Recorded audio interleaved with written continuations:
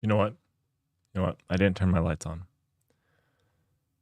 Let's get those turned on.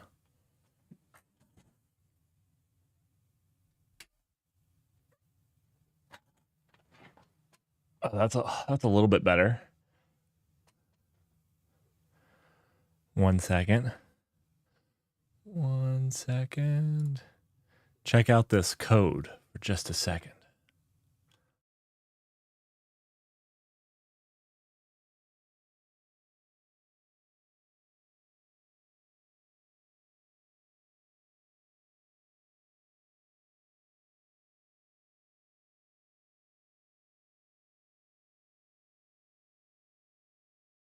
And we're back.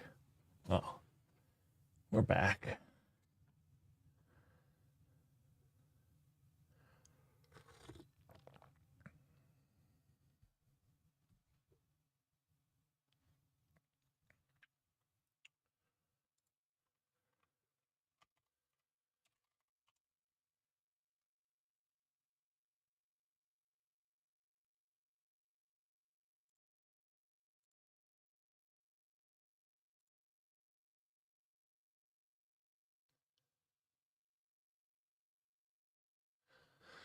All right.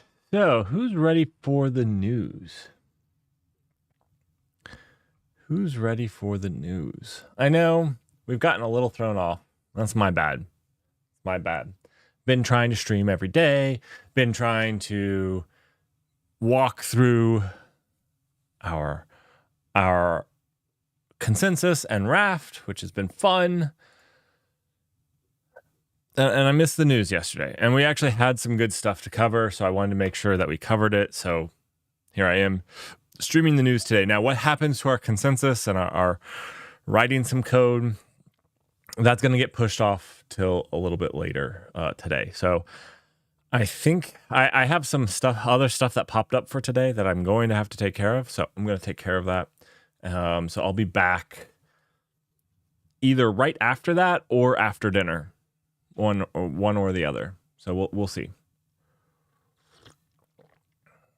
I'm going to give just everybody a little bit of time to connect. Give everybody a little bit of time to connect. So I've been suffering a problem with the Null cloud. I'm not sure what to do at this point. The motherboards were disconnected for a week. And I think their batteries died. Their clock batteries died. And so now I don't think they'll boot because of that. I tried resetting one and it didn't work.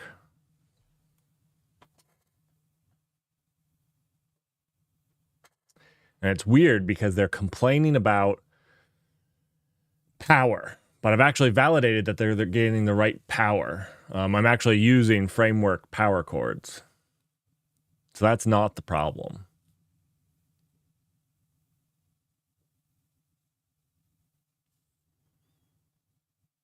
So I'm not quite sure what is, but we're working on it. We're working on it, which means we still have no Twitch alerts because the Null cloud's still down.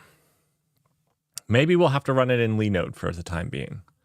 Maybe we'll run it in Linode for the time being.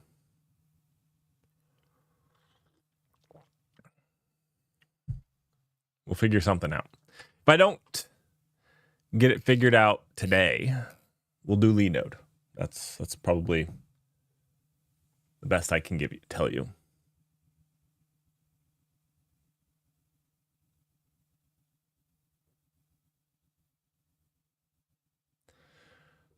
All right.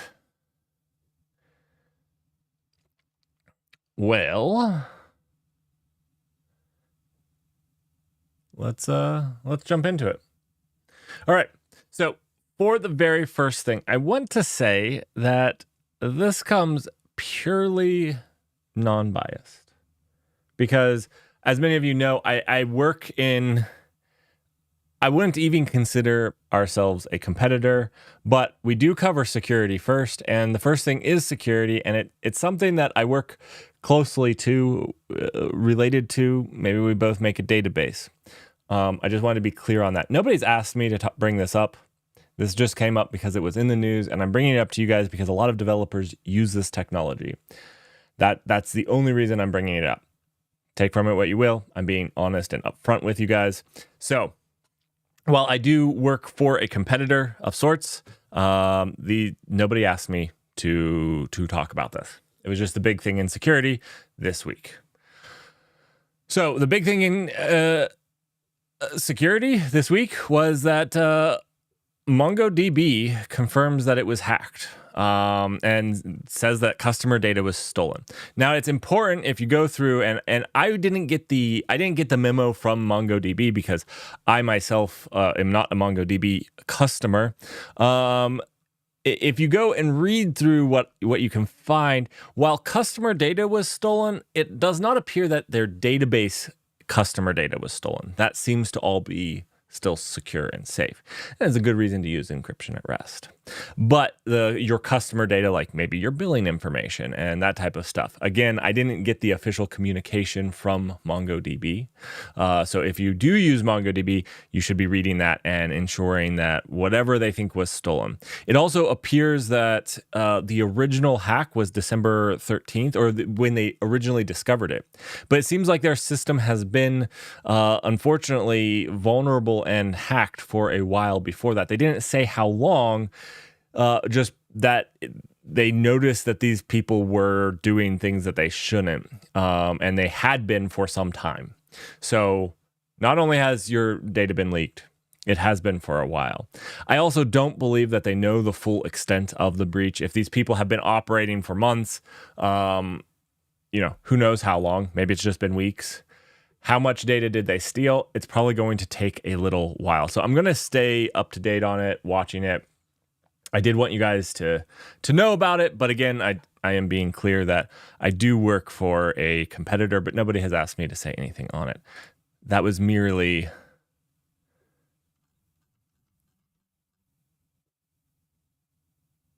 the thing going on in security. Do you guys notice anything else for security? That was the only thing I had seen so far.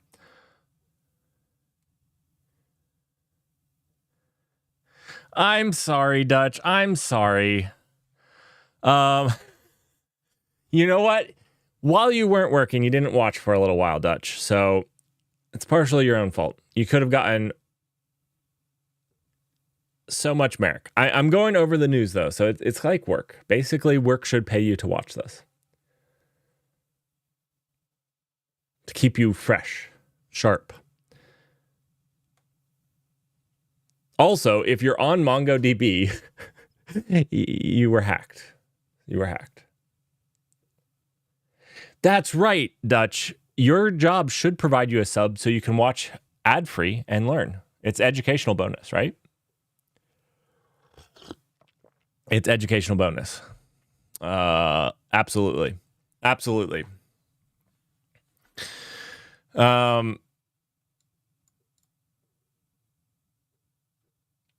All right. It's good to see you too, Dutch. It's good to see you. I'll be streaming later tonight. We're doing our consensus kick. And since I didn't get to do it yesterday because of some of the stuff, I'll actually be streaming later tonight when you're off work anyways. So if you'd like to catch that and see me do some consensus, we're implementing the Raft consensus algorithm and learning how it works. So if you'd like to see that, join me later tonight. I actually have some work to do today too. I have it off, but I was sucked into some meetings that I decided it was better for me to actually be a part of. So I need to do those. But so there's going to be a break. And then later this evening, I'll be streaming again. All right, let's jump back into the news. So we'll jump into cloud news. I didn't notice anything else. In the particular security space that was interesting to you all. There's a few CVEs and whatnot, but yeah. Anyways, let's talk about cloud news. I think maybe the biggest news out there was this. I saw many places talking about LinkedIn is, kind of shifting off of Azure. And I wanted to give you guys kind of my thoughts on some of the reading that I've seen so far. And basically, it's been 4 or 5 years since LinkedIn said that it was migrating to Azure. It was moving over, after Microsoft bought it. It seemed like the thing to do. But it seems like it says shift to Azure abandoned. That's a little clickbaity from my understanding. My understanding is at this point, LinkedIn has many services that actually, they said hundreds of services that run on Azure. And they will continue to have those services run on Azure, and they will continue to develop new services on Azure. My understanding was that there were certain services that ran on their data center, and they'll continue to support those applications and develop those applications that run in their data center as well. And they just won't throw away their own data centers. It's not that they are abandoning Azure altogether. Now, I do still think that this is a considerable blow to Azure, that there was this decision to not fully adopt them by a subsidy. I think that while I think a lot of this is clickbait, a lot of the titles that you will see are not 100% accurate if you actually understand what's happening. I still think it's a big blow to Azure. Now, they're very cagey about the reasons why there's some things that they're still running on their data center. I couldn't find anything. You can look at the CNBC original report, and there's very, very little information about exactly why there's some applications that seem to run better on their own data centers. If you're from LinkedIn and would like to talk to me about it, I would love to know, because as Dutch is stating, it's wild. Microsoft is really good about dogfooding their own stuff. So the fact that I do think it's a big deal. I don't think that abandoned is actually the wrong word. This type of wording is the wrong word. They're still going to use Azure, and they're still leveraging it. There's just some things that they're not. But I do think it's a big deal. So this is one of the big things. I think Azure should be looking at why LinkedIn doesn't want to move those things. If there's a reason, they should be working to fix it. See, this is, again, bad wording. They shelved plans to move everything to Azure. Again, maybe it's a minute detail, but I think it's important.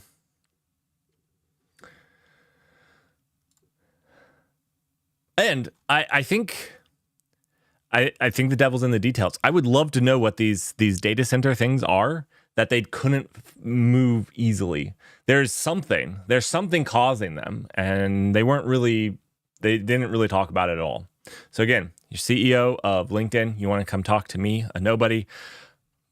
My doors are open, always.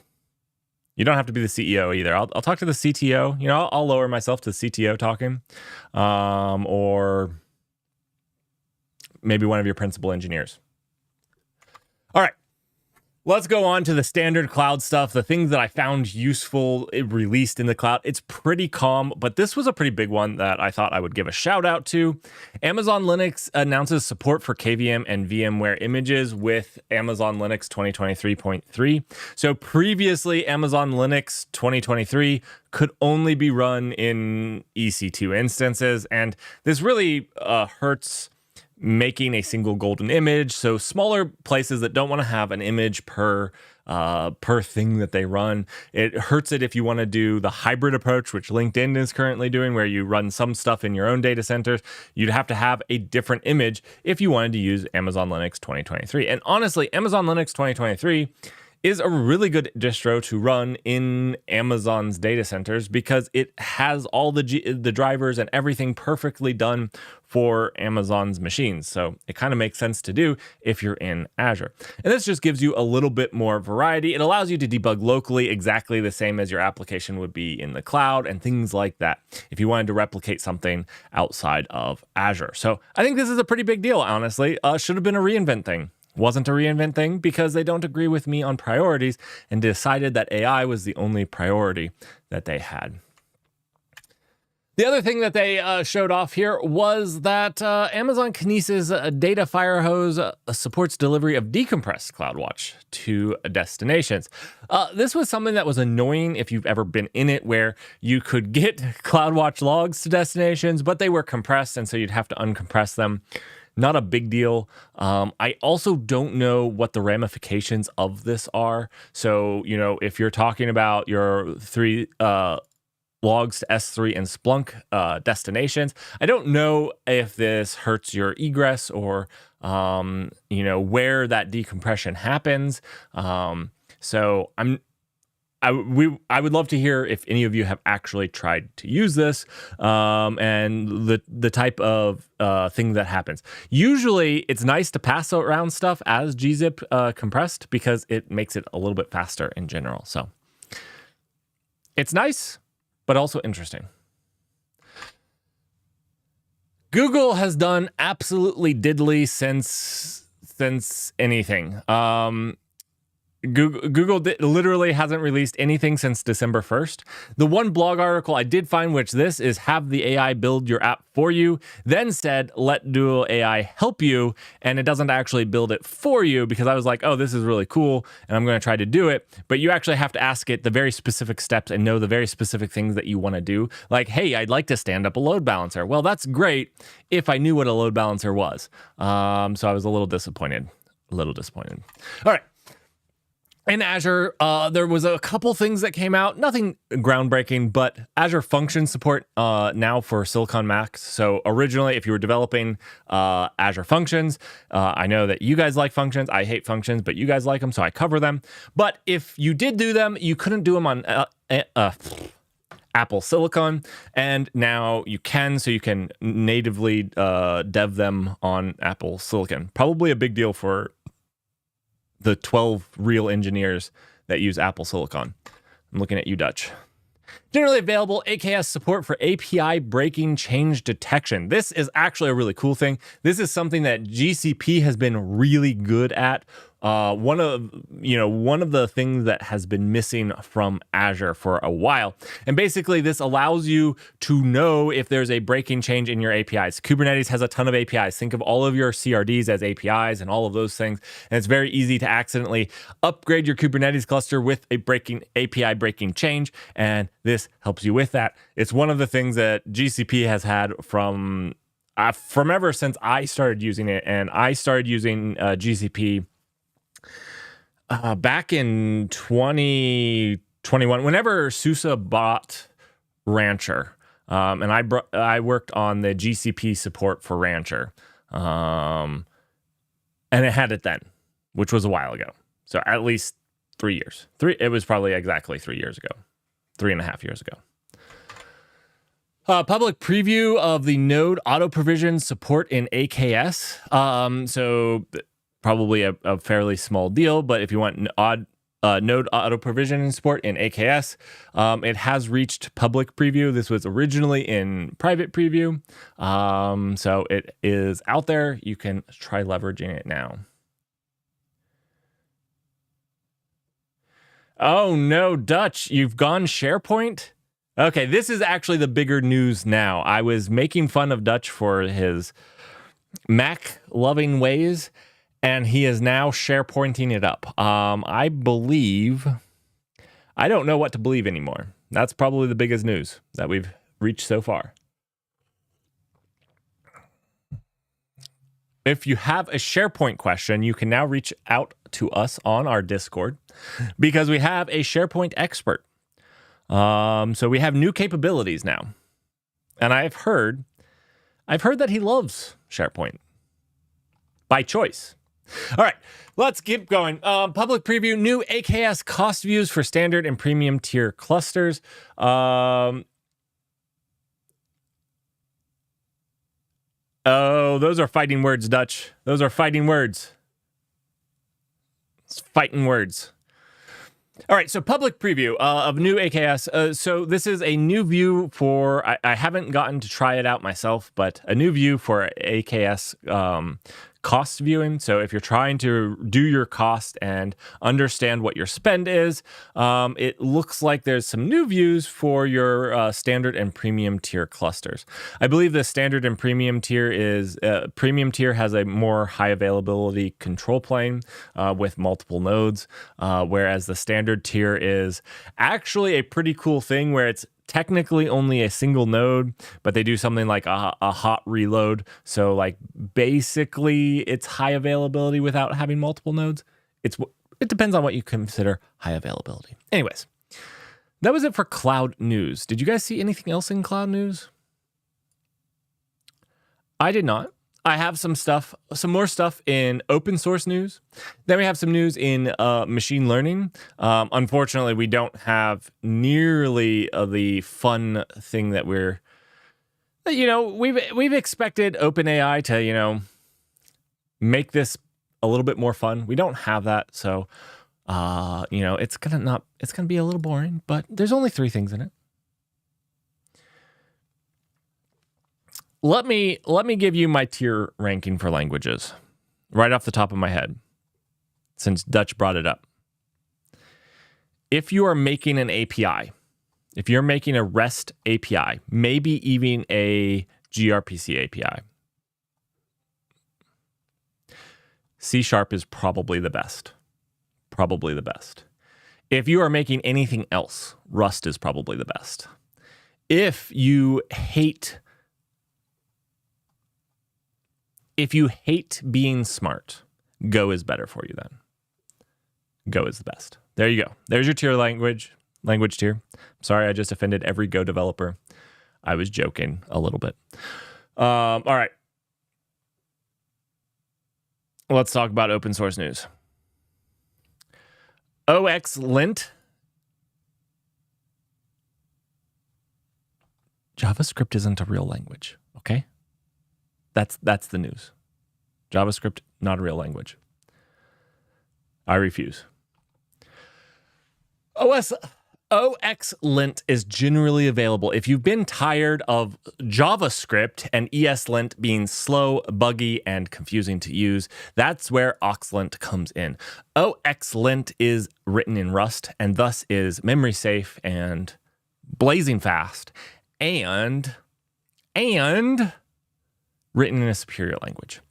So it's out there. It's way faster. If you look at any of the benchmarking out there for OXLint, it's 50 to 100 times faster. Now, I always encourage you, benchmarks are always run in a favorable way.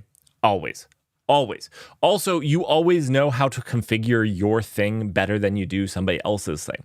So if I was to do database benchmarking, I would know how to configure my database better than I know how to configure any other database out there.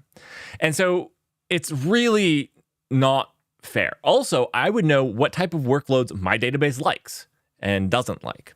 And I would, even just subconsciously, I would develop my tests for that type of thing that it likes. So I always take these types of things as a grain of salt, but it is written in Rust, so it's probably far superior in many ways that we have yet to understand at this point. As you all know, I think that Apple themselves should support Linux on Mac. I might actually buy a M3 laptop if I could get Linux on it. I like the hardware. I hate the OS. That being said, I'm not going to pronounce the name. This Linux project has been working on it, and they started with Arch, and now they're also supporting a Fedora branch, the Fedora Remix. So if you're looking at trying to do that, I haven't done it yet. I don't want to buy a Mac and then brick it, unfortunately, because they're really expensive. But I'm watching it. I hope that Apple actually brings support for a different bootloader that will reduce the risk of bricking your Mac. All right, probably the bigger news in the open source world today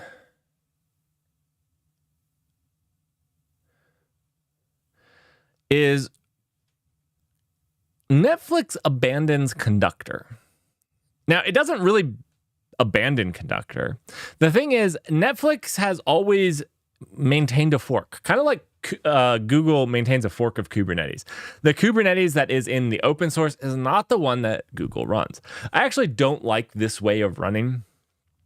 Sometimes it's for good reasons. Sometimes it's not for good reasons. Well, some of the reasons that are I'm going to say good are because a company takes this thing and they say, well, there are things that are just pertain to us and we're going to hyper tune it to us. And it wouldn't make sense for anybody else, but maybe another streaming platform, but maybe not even that. It's hyper tuned to our workloads, how we work and how we marry those two things together. So Conductor. Now, I don't know what the Netflix fork of Conductor looks like. I don't know what those changes are. But what I can tell you is Netflix stepped away from maintaining the open source fork of Conductor. I think they released Conductor back in 2016, 17, or 18. It was one of those 2000s. And they have supported it as an open source project themselves. But now they're removing all of those engineers that used to work on the open source fork and only working on their fork, their internal fork. So if you don't know what Conductor is, it's a conductor for your containers in your infrastructure. A lot of places actually use Conductor. It's pretty popular. And this kind of makes me sad. This makes me appreciate Microsoft. I know. Microsoft does a fantastic job of supporting open source crap, whether it's Kubernetes.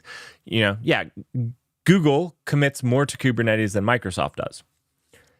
But Microsoft commits a ton of stuff, and sticks to maintaining it. Google does a decent job as well if they're not killing the project off as well. So this makes me appreciate those. Obviously there was probably a lot that went on at Netflix. There was probably a lot of discussion about why, and maybe the two forks were getting so divergent, it didn't make sense anymore. I don't know. I would love to know if anybody at Netflix is allowed to talk on the subject more to me. Would love to have you on the show to talk about why you abandoned the Conductor fork. Maybe there's some really good reasons that we just don't know about. They weren't very open about it. I mean, they just said like the pretty standard stuff like, here's some things. JP Morgan Chase, Tesla, Oracle, American Express, Cisco, and VMware. VMware doesn't exist anymore. Okay. So yeah. That's it's kind of a sad piece of news, but it's a piece of news. All right. So that was it for that. Does anybody else have any open source news that came out? I will remind you that while I don't have Kubernetes release notes out yet, it is out. I will have those out at the beginning of January. I have started working on them lightly, going over the features that I think are coolest. Yeah. Now we'll talk about AI ML. You guys know I don't like the words AI because, again, we're looking for machine intelligence. So MI is acceptable. ML is also fine. We don't have MI, machine intelligence. We don't have it. We have statistical analysis. Even if you look at OpenAI's chief scientist just 3 days ago, released a video where he said, yeah, it's just statistical analysis, but our hope is that if it's really good, the statistics will point us to something that we haven't known before, and that's the idea. But by that definition, it can't be a superintelligence. Also, when they say superintelligence, they just mean machine intelligence, which is a little bit weird as well. So let's talk about what's happened. Sam Altman is either a genius or he doesn't give people the time to talk to him. Sam Altman's OpenAI says it takes just 10 minutes to decide if he wants to work with somebody 90% of the time.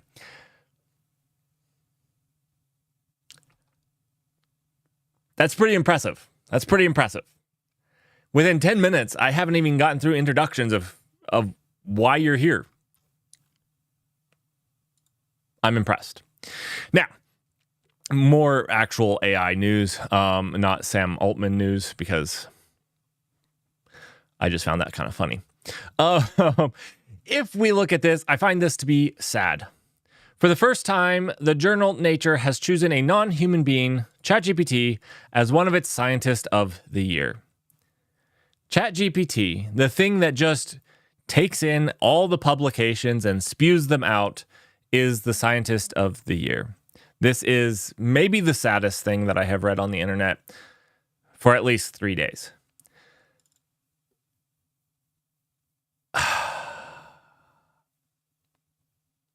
So instead of giving credit to all of the human scientists that fed ChatGPT all of its statistical analysis, you give it to ChatGPT.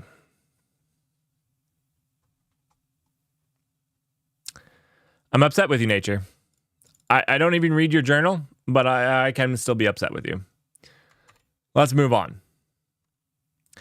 Generative AI Commons. So the Linux Foundation has quite a bit of AI things. They have the PyTorch, and then they have something else.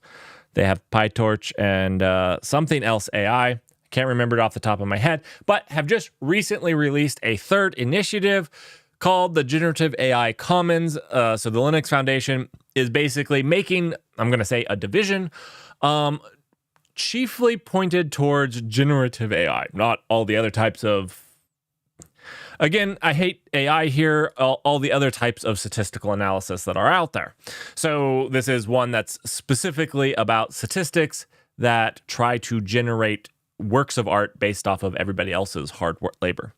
So that is what they're doing. I'm excited. I love the Linux Foundation getting involved in these types of things. I think generally that's for the good of these projects, not the harm.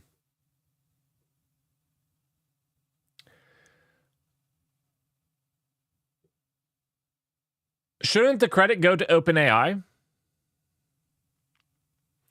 If you wanted to claim that, I would say that no, even then, this guy right here, Ilya, I call him Ilya. I'm sorry, Ilya, if that's not how you pronounce your name, would be the scientist of the year. The chief scientist of OpenAI, who created the thing that does OpenAI. That would be your scientist of the year. If you wanted to go down that path, Monta, that's the person. Because it's an actual person and it's an actual scientist doing actual sciencey things. Figuring out how to do statistical analysis in such a way to accumulate everybody else's work and help find something. So no.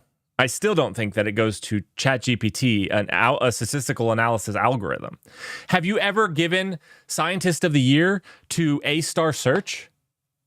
Did you give Scientist of the Year to them? Did A-Star Search win the Nobel Peace Prize? I don't think so. It's a ridiculous thing. You robbed a human of a achievement. I would be fine if they said it was Ilya, but that's not what they did.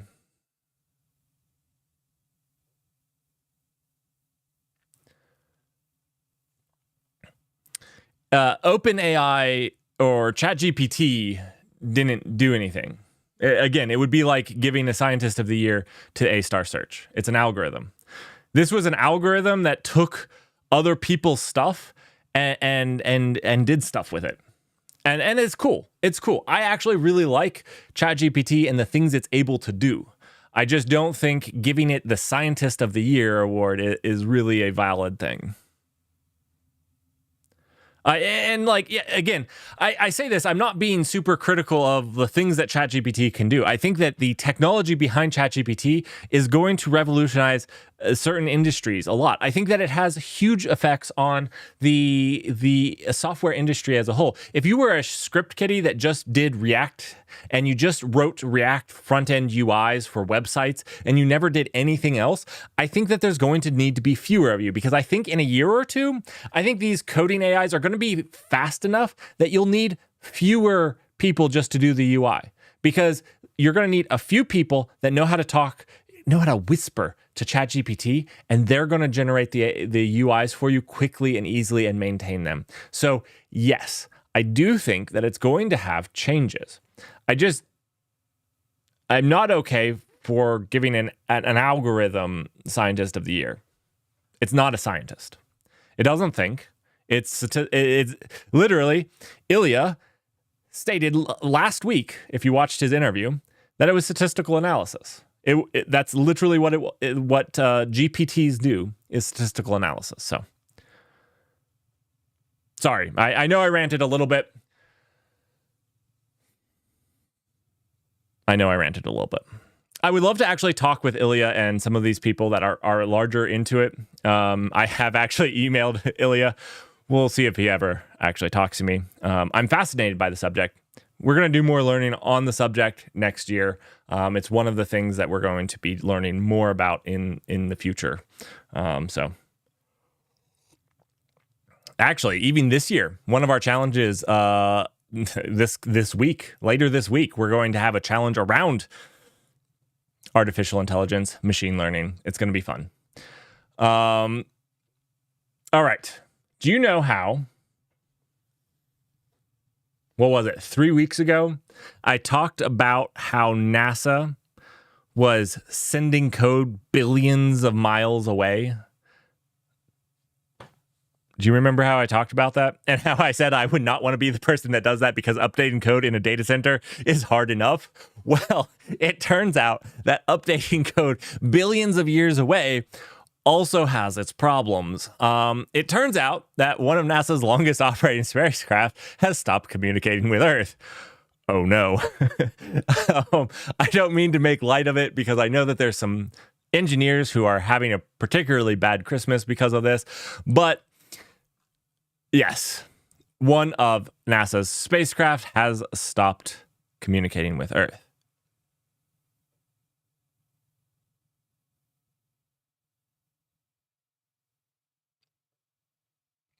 Now, you could say that this was just an update, a failure to update, but we all know the truth. Aliens got it. We all know the truth. Once it gets so far out, Voyager 1 was the furthest one out. Aliens don't let us escape. That's right. We're trapped. I am joking, by the way, so nobody please.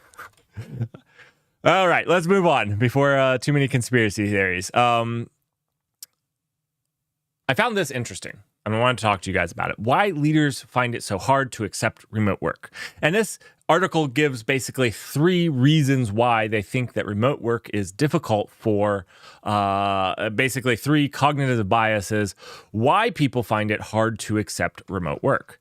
And I thought it was interesting because I hadn't thought about it like this, because I find a lot of places like Amazon and whatnot.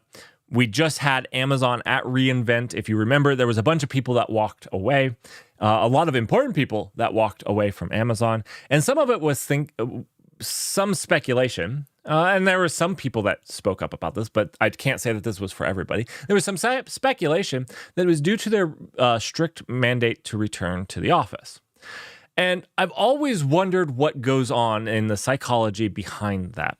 And this is, I don't know if this is right, but it gave me an insight that I hadn't thought about. So I'm going to share it with you guys, especially if you're going through that mandate and are trying to understand it better yourself. This might help you understand what's happening with your leaders as well.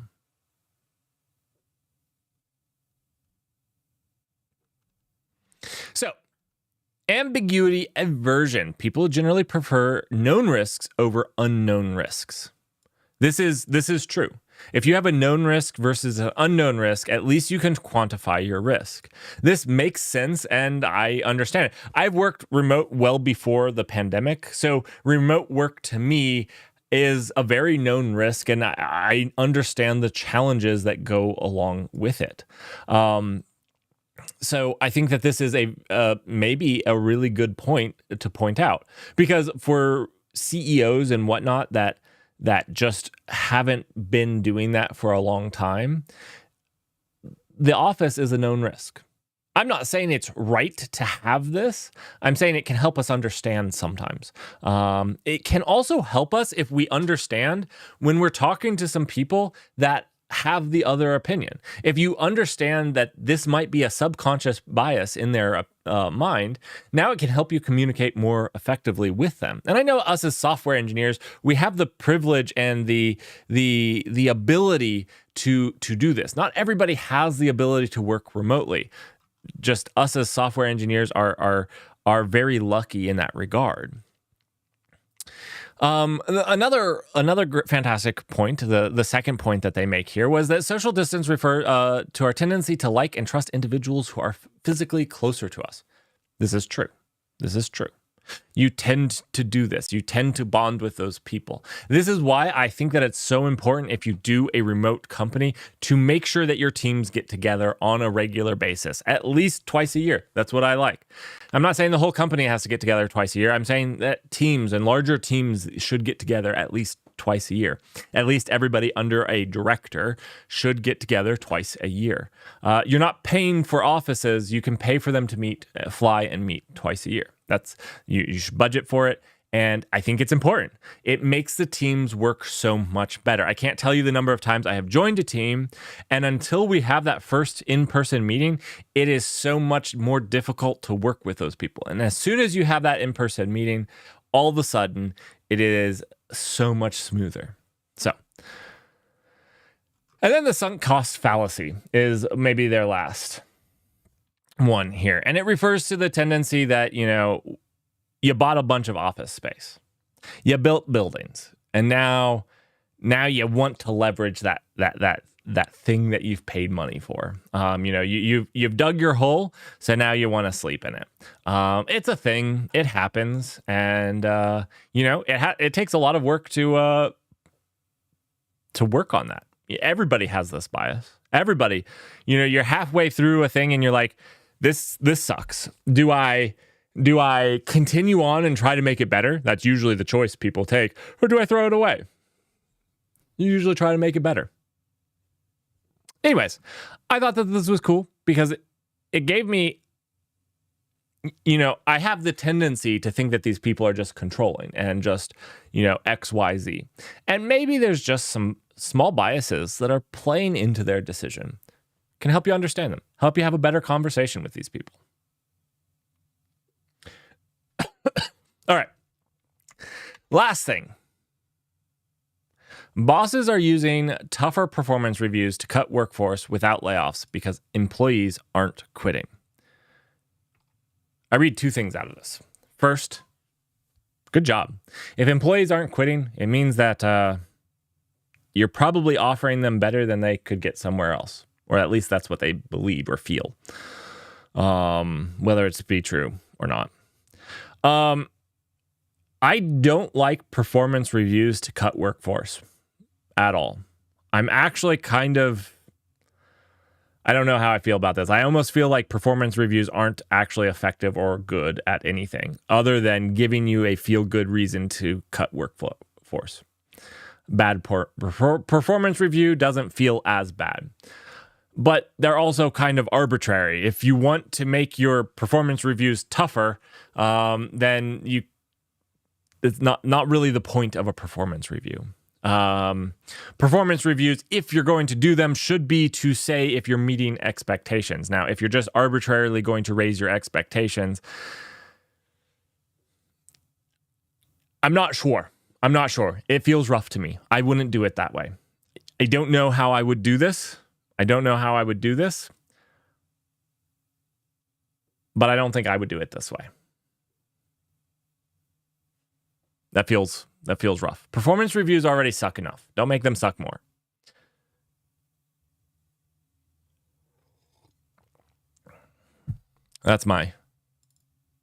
Don't make horrible things more horrible.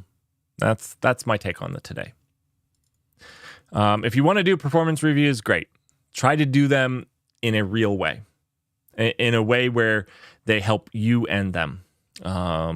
So, I do think that if somebody is struggling, their performance review-ish type of things can be really good.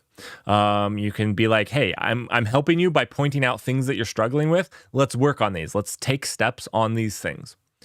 Then you can work on them if that's what your goal is. If your goal is for firing people, well, just say you're the bottom 10%, we're firing you. You don't have to do a performance review for that.